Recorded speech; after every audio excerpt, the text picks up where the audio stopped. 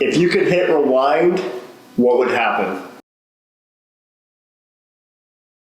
I'm sitting here with Neil Kimmel and Matt Kimmel, father-son duo, and I want to ask Neil a quick question, which is, if you were reflecting back on your career, which has been a very fruitful, wonderful, long career, and you could tell your younger self some advice as to things you might do differently, what comes to mind? Well, the first thing that comes into mind is, well, number one, we were entrenched in the Vacaville area. I was a loan officer. Both my wife and I were loan officers for 17 years, and we had a good business going.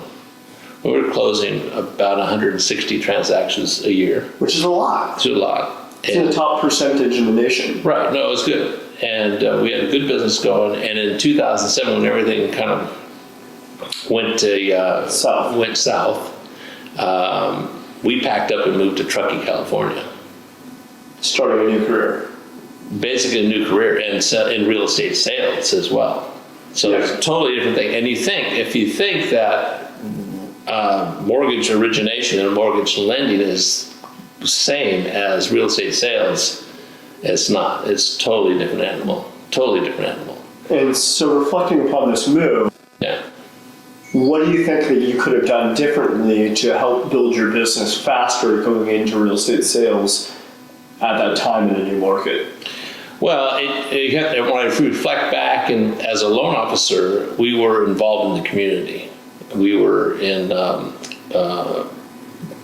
really involved with the real estate community, meaning I ran the golf tournament for the association for 3 years running.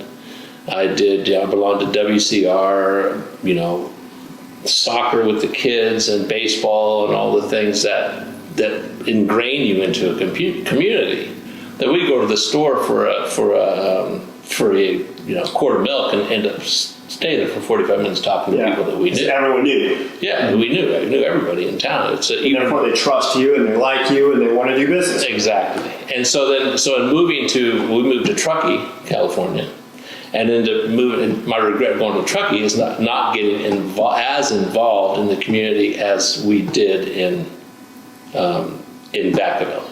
So we didn't belong to the Rotary. We didn't belong to any associations. So we didn't do those things that could have helped. It's a really good point. And so I think a lot of people may not know even my past and the fact that I got really heavily involved in not only the Sequoia associations and over and beyond that, other charities within the area, and just giving back to the community, and then now being a parent, and it all flows back in as being a community member and knowing people and then them wanting to do business with you. Right. I think all newer agents can know that when we talk about lead generation, it's not only just calling.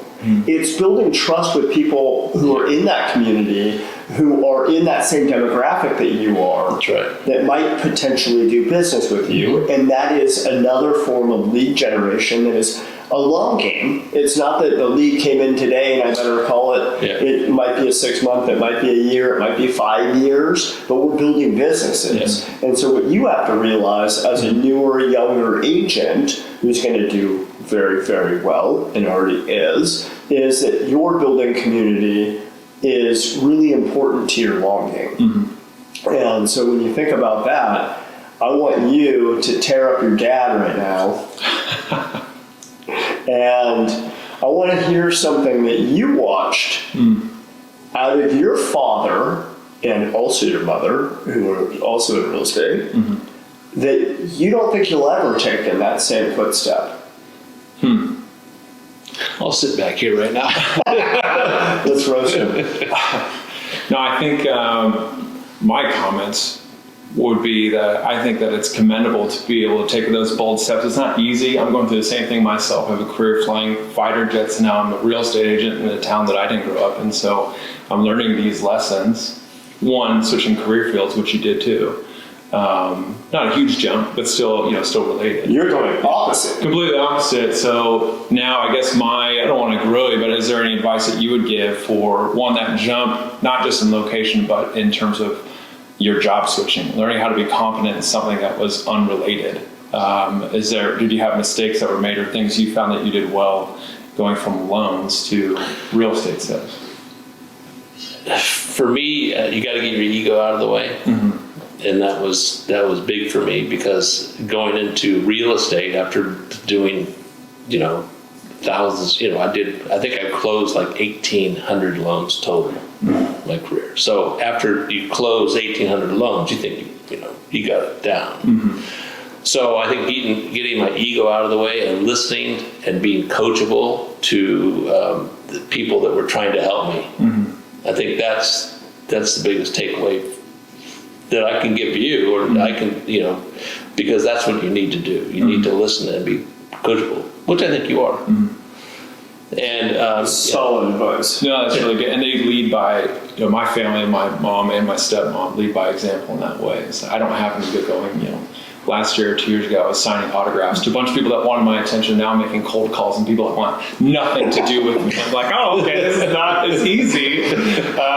So it's a different, but I think that's really good advice, and that's ingrained. I don't even have to think about that, because it's a bit ingrained in us by, luckily I have 3 parents that instill those values. So, but it's a tough pill to swallow sometimes. It is tough, and I think, as I sit here listening to you, there's something I can learn from you, there's something I can learn from Neil, there's something I can learn from almost every single person. And I read a book recently, it was all about learning everything you can from everyone that you can. And I think that is a true statement, that if you're sitting here and absorbing like a sponge and you're taking a little bit from every single person instead of falling on your face and moving to a new city and not knowing everything, you're going to be far further than I was, and probably far further than your father was at that same time of making this career switch. And so I got to commend you for not roasting your father.